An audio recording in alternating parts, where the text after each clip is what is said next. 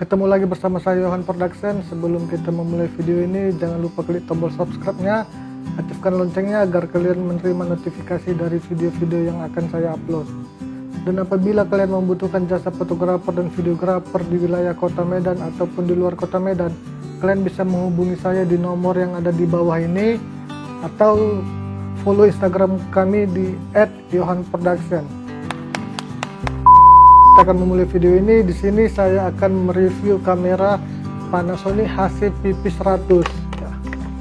Kamera video profesional yang kami gunakan untuk meliput acara pernikahan ataupun acara-acara kesayangan Anda. Kamera ini sudah memiliki sensor MOS BSI 1:3,1 inci. Sensor yang sangat baik yang dapat dilakukan untuk merekam video.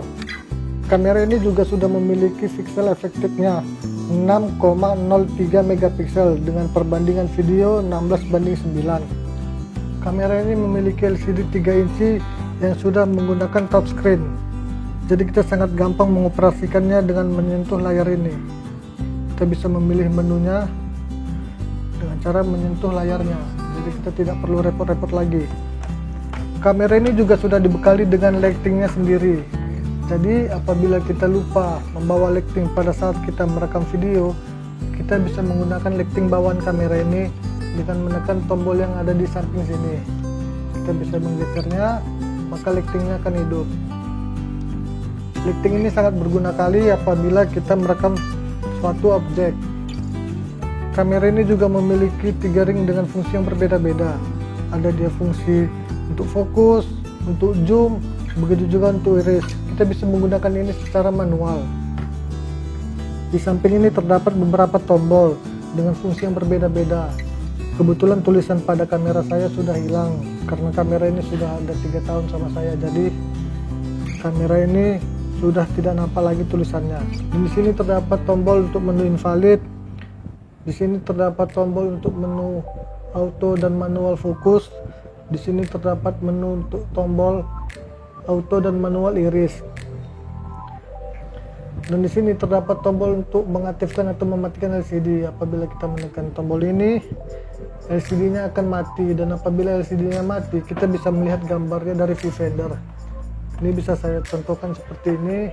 Ini kondisi LCD-nya hidup. Apabila saya menekan tombol ini, maka LCD-nya akan mati, dan kita dapat melihat gambarnya dari viewfinder ini.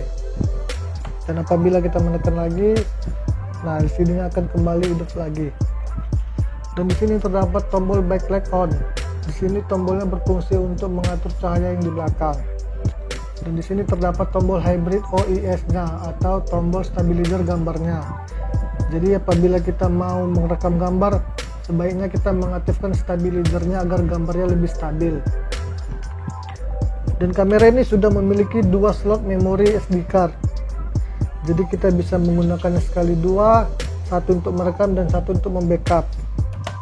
Dan di samping ini terdapat tombol MIC eksternal. Jadi apabila kita menggunakan MIC eksternal, kita bisa menggunakan fungsi dari menu-menu ini. Di sini terdapat tombol menu. Di sini terdapat tombol sel. Di sini terdapat tombol gain, width balance, dan shutter. Dan tombol di ujung ini gunanya untuk auto dan manual. Apabila kita menggeser ke auto, maka seluruh fungsi dari kamera ini sudah auto. Jadi kita tidak perlu lagi repot untuk mengganti menu-menu dari kamera ini. Tapi kami tidak pernah menggunakan auto kecuali di belalai, karena di belalai itu kameranya mesti auto. Tidak mungkin kan kita memanjat-manjatnya. Di sini merupakan tempat baterai dari kamera ini. Kita memasukkannya dengan cara menekannya tombol ke bawah.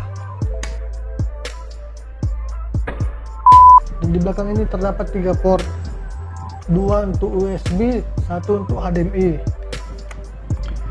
Dan di sini terdapat juga beberapa port. Ada dia untuk charger, handset, begitu juga RCA, focus ring, dan juga zoom.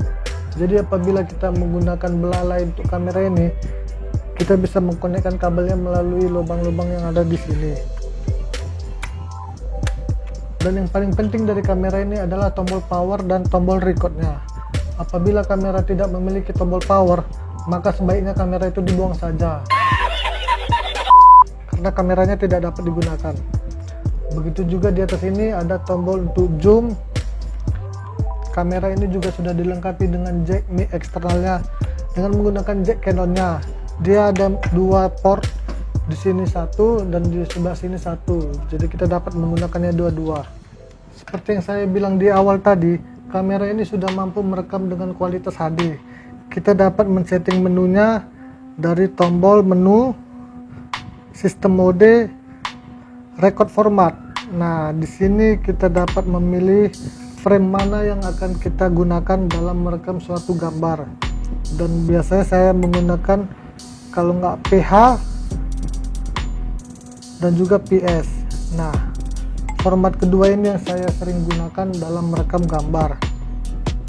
Begitu juga dengan format videonya, kita dapat memilihnya dari record mode, dan di sini terdapat beberapa format, ada DMOV, MP4, dan ACC HD. Dan saya biasa menggunakannya ini agar videonya tidak terlalu berat dan hasilnya sangat bagus.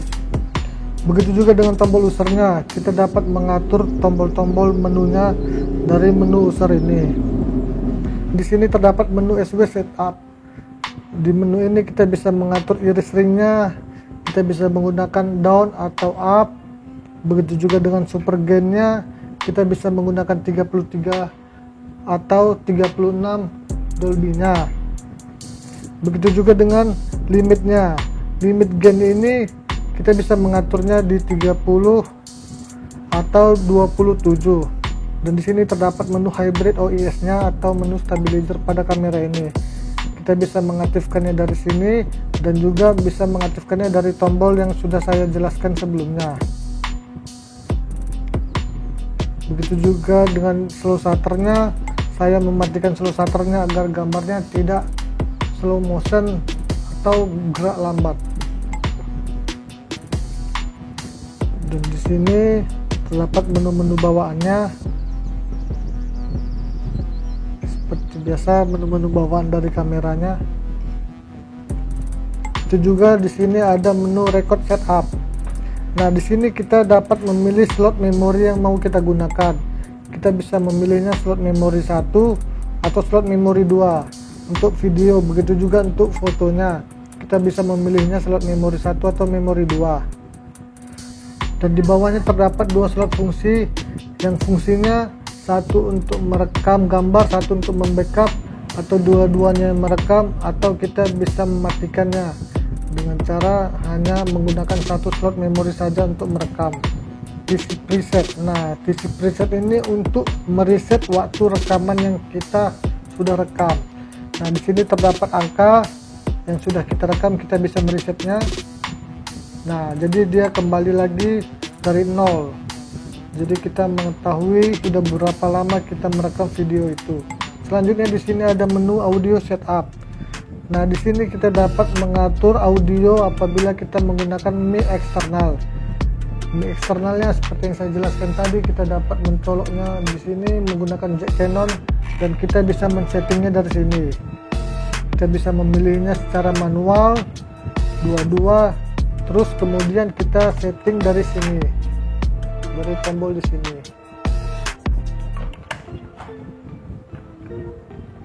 Dan di sini ada output, bawaan kamera seperti biasanya.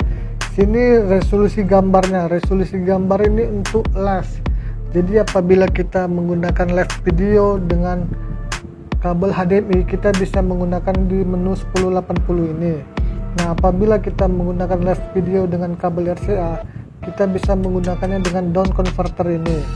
Nah, jadi apabila kita memakai kabel RCA tapi kita menggunakan menu 1080 ini, maka gambarnya tidak akan tampil. Dan di sini ada terdapat menu down converter. Fungsi ini untuk mengatur lebar atau persegi gambar kita. Mungkin kalian bisa mempraktekkannya sendiri apabila kalian memiliki kamera ini. Dan di sini terdapat menu-menu bawaannya seperti kamera dan lain-lain. Demikian saja review singkat yang dapat saya berikan tentang kamera Panasonic ini. Jangan lupa klik tombol subscribe-nya, aktifkan loncengnya agar kalian menerima notifikasi dari video-video saya selanjutnya. Sampai ketemu lagi, see you next time.